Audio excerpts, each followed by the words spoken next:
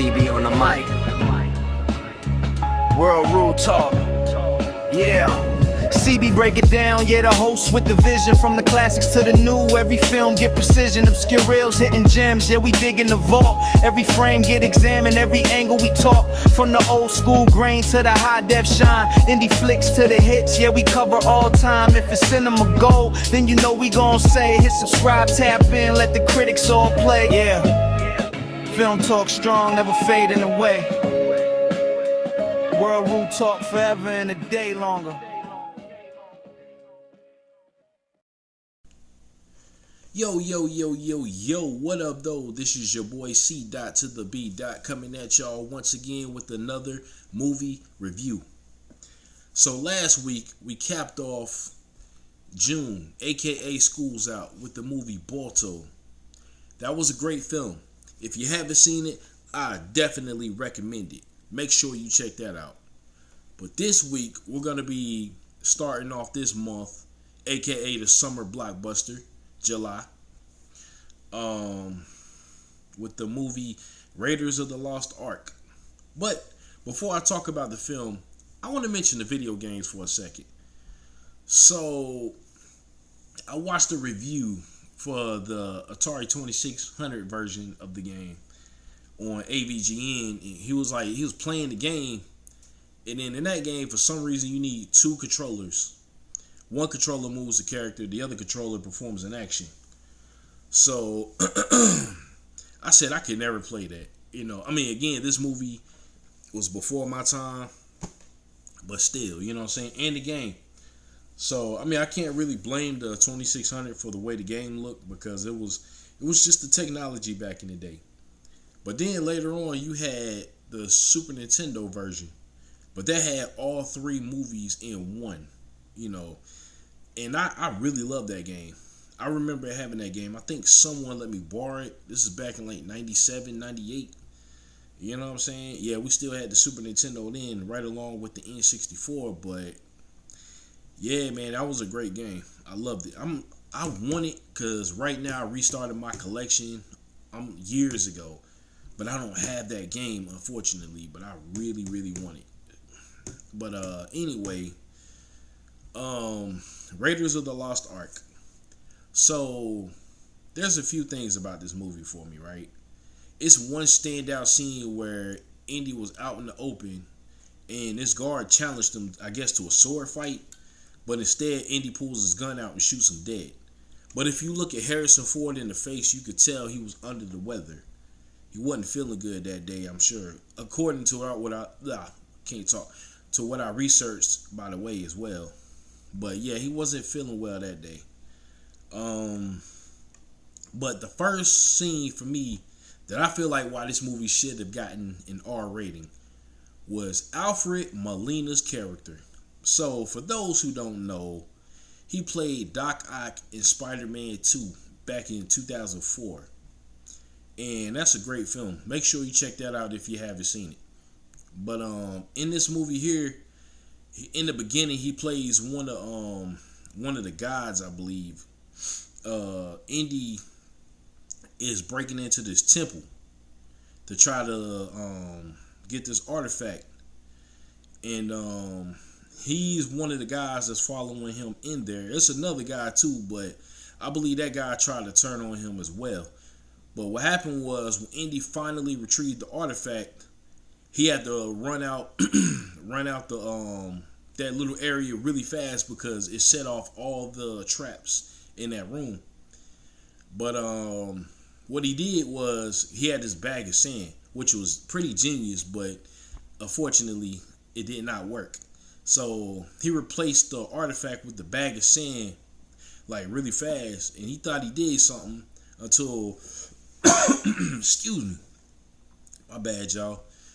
Until the sand sunk down into the altar or whatever that the artifact was sitting on. That's what triggered all the traps. So when he handed the artifact over to Alfred Molina's character, he tried to leave him in that room. You know what I'm saying? But Indy managed to make it out of time, and by the time he escaped the room, he saw Alfred Molina's character impaled into the wall. Now, I'm not talking about one of those impalements that you see in PG-13 movies nowadays where you see somebody like maybe against the wall slumped over, but you don't see where they've been impaled. No, this was full blown. You know what I mean? I mean, he had like a comedic effect because his face looked like he was screaming. And I thought that was funny, though. I can't even front.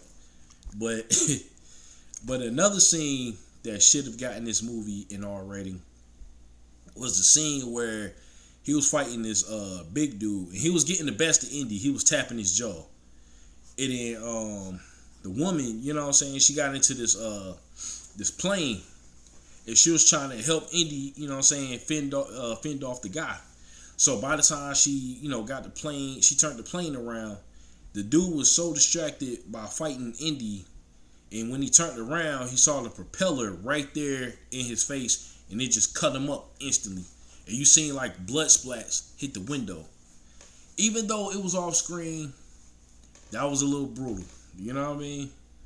And then the last scene, which is one of the most infamous scenes in this movie, that definitely should have gotten into R rating, was the scene where they opened up the Ark. And so they had Indy and they had old girl tied to a pole. And so when they opened up the Ark, it appeared to be nothing but sand at first, but somehow it activated itself, and you seen all these like spirits fly up out of it, and it pretty much killed off all the soldiers. And then the two villains that were standing in the front, you know what I'm saying, in front of the altar, they got it the worst. The first guy, you know, his head was set on fire, and then it exploded. So the thing about that scene, right? This movie probably would have got an R rating if they didn't set his head on fire to cover the gore when his head exploded. And then the one next to him, that's the one I think that everybody talks about. So his whole face pretty much melted off. And I was like, yo, when I first saw this movie, that shit caught me off guard. I was like, oh shit. You know what I'm saying?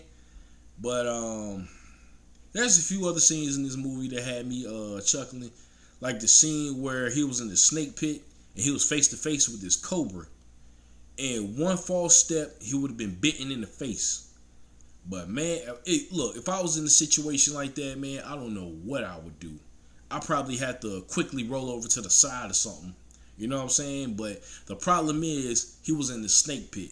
So if he would have rolled to the side or something like that, I'm pretty sure some other snake would have got him. But yeah, man, those are like the standout moments for me. I feel like this movie set a precedence too.